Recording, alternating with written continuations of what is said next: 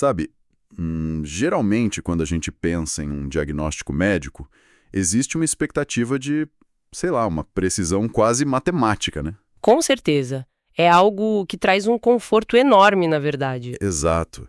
É tipo engenharia. Alguém cai da bicicleta, quebra o braço, vai para o hospital e faz uma radiografia.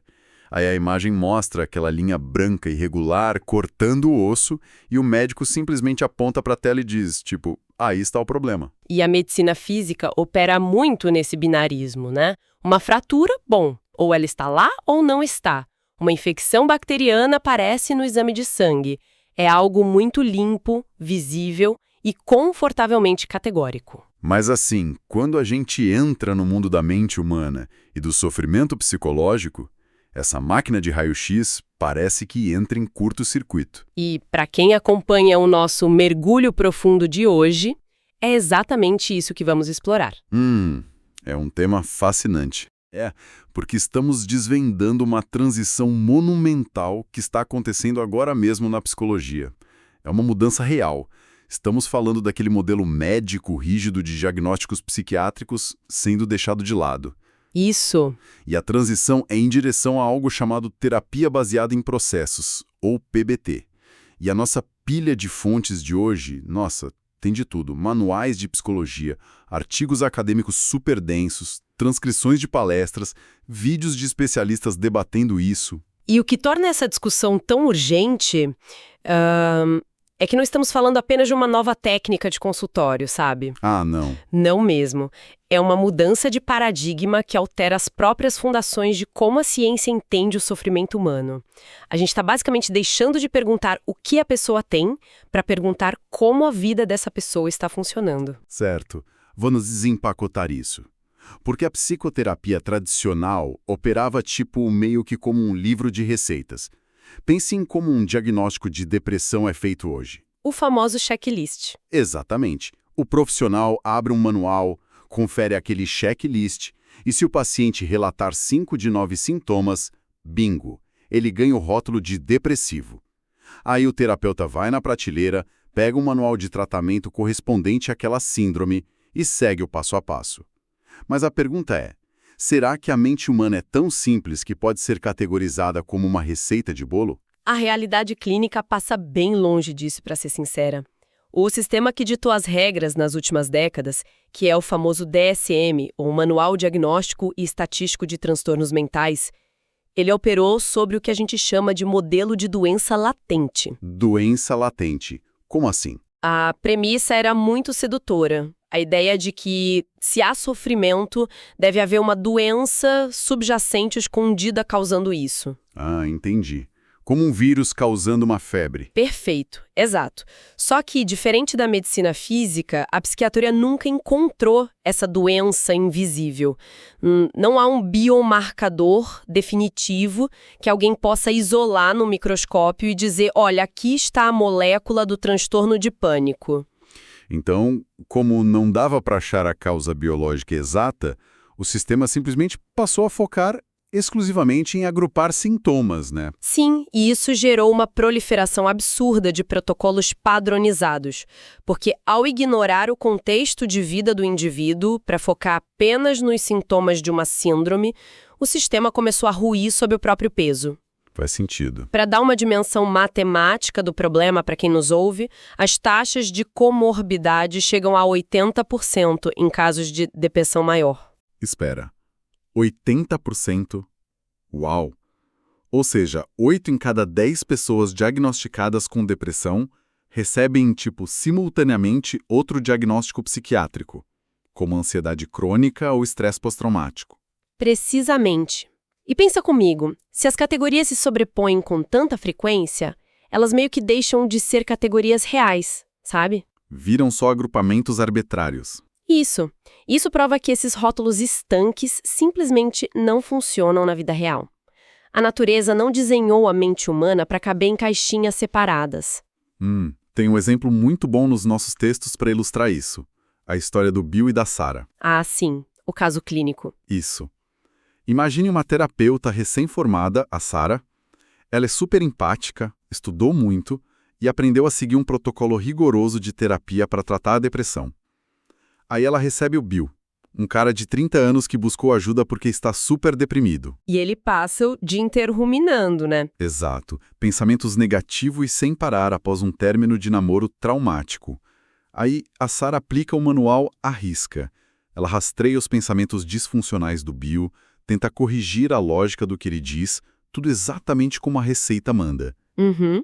Mas, ao fazer isso, ela simplesmente ignora o que aquele relacionamento significava para o Bill. Ela ignora o isolamento social dele, ignora como ele dorme, ignora o panorama inteiro. E esse caso hipotético é a personificação exata de por que o modelo focado em síndromes falha. Tanto a Sarah está tratando a depressão, tipo uma entidade abstrata. Ela não está tratando o Bill. Exatamente, ela não está tratando o Bill. Mas, peraí, me tira uma dúvida. Se a gente simplesmente jogar fora o manual de instruções, isso não vira uma bagunça completa? Digo, a padronização não foi criada justamente para trazer rigor científico para a terapia? Com certeza. E para proteger quem está sofrendo de cair na mão de achismos de profissionais mal preparados. Por que padronizar seria algo ruim? Bom, isso levanta uma questão importante. A padronização foi uma tentativa muito bem intencionada de trazer segurança, sem dúvida nenhuma. O problema estrutural é que ela padronizou o tratamento do diagnóstico e não da pessoa. Ah, entendi a diferença. É o que chamamos de abordagem nomotética, que é basear decisões clínicas em médias estatísticas de grandes grupos. Mas o buraco é mais embaixo quando você percebe que o paciente sentado ali na sua frente no consultório nunca, jamais, é a média perfeita de um grupo de pesquisa. Nossa, é como tentar vestir em todo mundo uma roupa de tamanho único. É uma ótima analogia.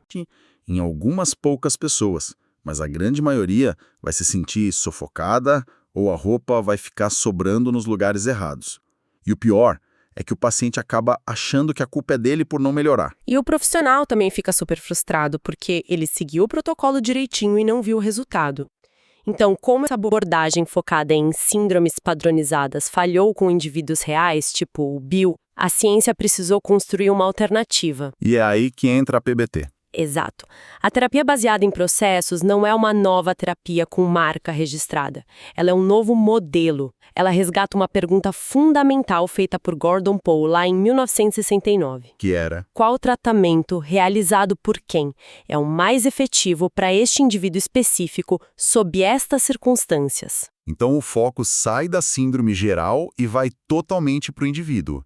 É a tal da avaliação ideográfica que os textos mencionam, focada no indivíduo único. Perfeito. Mas, tipo, se a gente não vai usar o checklist de sintomas do manual, como é que o terapeuta entende o que de fato está acontecendo com a pessoa? É uma mudança de lente. Em vez de presumir uma doença latente e invisível, nós passamos a ver os problemas como uma rede complexa de elementos biopsicossociais, tudo interligado.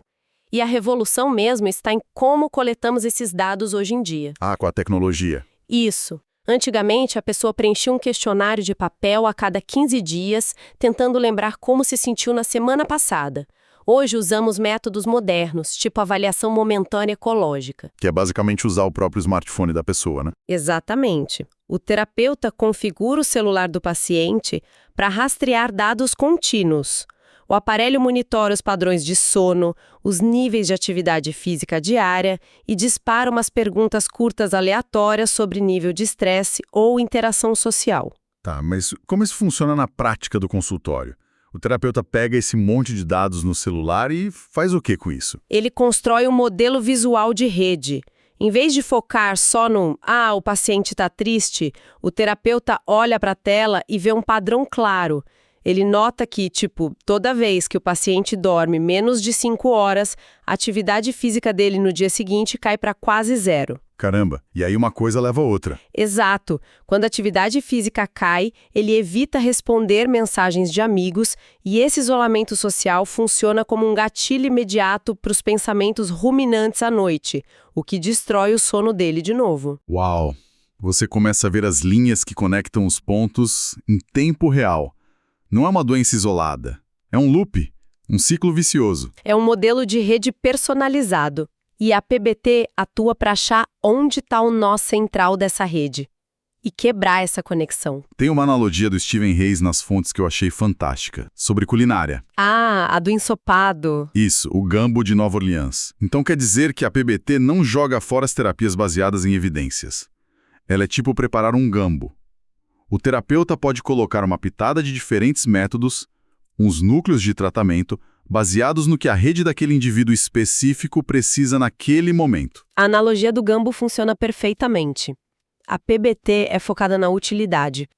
Se o problema é falta de atenção no momento presente, você coloca uma pitada de mindfulness. Se é falta de habilidade social, adiciona um treino específico para isso. Tudo é baseado no metamodelo evolucionário estendido, o EMM. Teoria da evolução. Sim, analisando a variação, a seleção e a retenção de comportamentos no contexto da pessoa. Tá, mas se a PBT exige que a gente olhe para essa rede individual enorme, a próxima pergunta crítica que surge é: como intervir nessa rede, de fato? E a resposta para isso exige abandonar uma guerra histórica que a psicologia travou. A guerra contra o conteúdo dos pensamentos. Passar a focar na função deles, certo? O que nos leva direto para a linguagem humana. Exato. Aqui a gente introduz a teoria das molduras relacionais, a famosa RFT. A RFT demonstra como nós, seres humanos, relacionamos estímulos de forma completamente arbitrária. Tem aquele exemplo incrível das fontes sobre o fogo. Pode contar. Imagine que alguém grite a palavra fogo num lugar fechado. Qualquer humano ali vai sentir o coração disparar e vai correr para a porta, em pânico, só pelo som da palavra. Mas se tiver um cachorro ali, ele não tá nem aí. Ele só vai correr se ele vir o fogo real ou sentir o calor. É maravilhoso esse exemplo. A nossa linguagem faz com que a gente reaja a símbolos verbais como se eles fossem ameaças físicas literais. Então, tentar desaprender um pensamento doloroso usando a lógica é meio que perda de tempo, porque eu li que não existe desaprendizagem no cérebro. O que é fascinante aqui é exatamente isso. O cérebro trabalha por adição.